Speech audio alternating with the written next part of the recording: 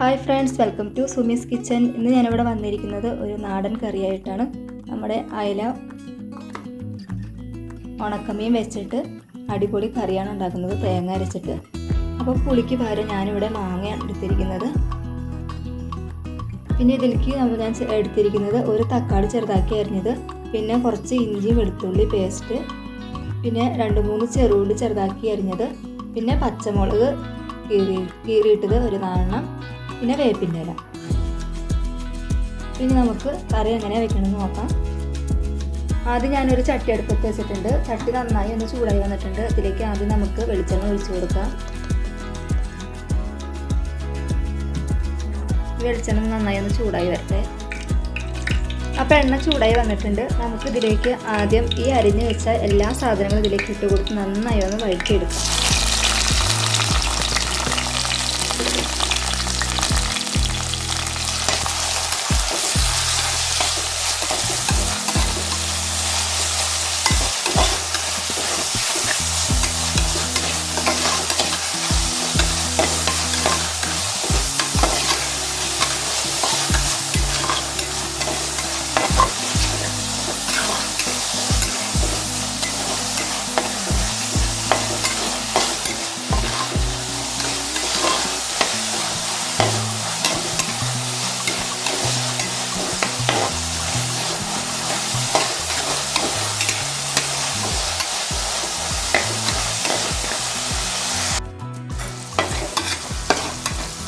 നന്നായി ഒന്ന് വഴന്ന് വന്നിട്ടുണ്ട്.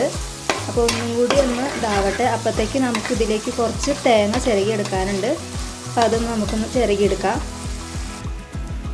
ഇതാ ഞാൻ തേങ്ങ ചിരകിയെടുത്തിട്ടുണ്ട്. ഇത് ഇച്ചിരി വെള്ളം ഒഴിച്ച് നന്നായി ഒന്ന് അരച്ചെടുത്തിട്ട് വരാം. ഇതിപ്പോൾ ഇവിടെ നന്നായി വഴന്ന് വന്നിട്ടുണ്ട്. ഇനി നമുക്കിതിലേക്ക് പൊടികൾ ചേർത്ത് കൊടുക്കാം.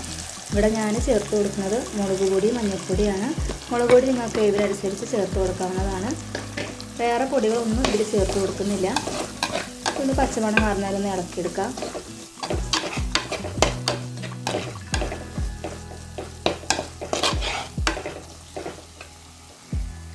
ഇനി നമുക്ക് മീൻ വേവാനുള്ള വെള്ളം കൂടി ഇതിലേക്ക് ഒഴിച്ചു കൊടുക്കാം.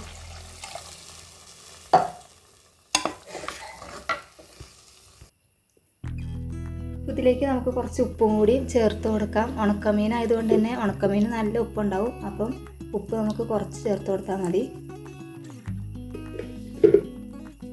പിന്നെ പുളിക്ക് വേണ്ടിയിട്ടുള്ള മാങ്ങ ഉണ്ടല്ലോ, അതും കൂടി നമുക്ക് ഇതിലേക്ക് ചേർത്ത് കൊടുക്കാം.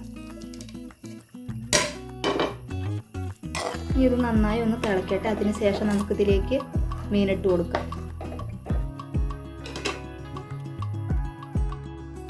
ഇതിപ്പോൾ ഇവിടെ നന്നായി തിളച്ച് വന്നിട്ടുണ്ട്. നമുക്കിതിലേക്ക് മീനിട്ട് കൊടുക്കാം.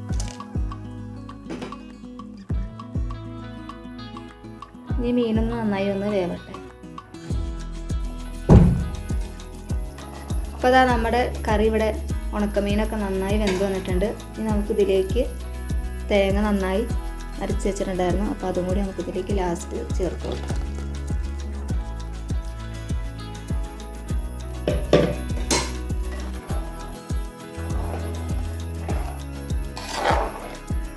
ഇതൊഴിച്ചതിന് ശേഷം നമുക്ക് തിളക്കേണ്ട, ഒന്ന് ചൂടായാൽ മതി. അപ്പം എല്ലാതും വെളിച്ചെണ്ണ നന്നായി വഴറ്റിയെടുത്ത കാരണം നമ്മൾ വേറെ തൂമിക്കലൊന്നും ഇതിലേക്ക് ചേർത്ത് കൊടുക്കുന്നില്ല. നിങ്ങൾക്ക് വേണമെങ്കിൽ ഉള്ളി തൂമിച്ച് ഒഴിക്കാവുന്നതാണ്. നല്ല അടിപൊളി കറിയാണ്. എല്ലാവരും ഇതേപോലെ ഒന്ന് ട്രൈ ചെയ്ത് നോക്കണം. അപ്പോൾ എൻ്റെ വീഡിയോ ഇഷ്ടമായി എല്ലാവരും ഒന്ന് ലൈക്ക് ചെയ്യാനും സബ്സ്ക്രൈബ് ചെയ്യാനും ഒന്നും മറക്കരുത്. അപ്പോൾ നമുക്ക് വേറെ നല്ലൊരു വീഡിയോ ആയിട്ട് വീണ്ടും കാണാം. Thank you for watching.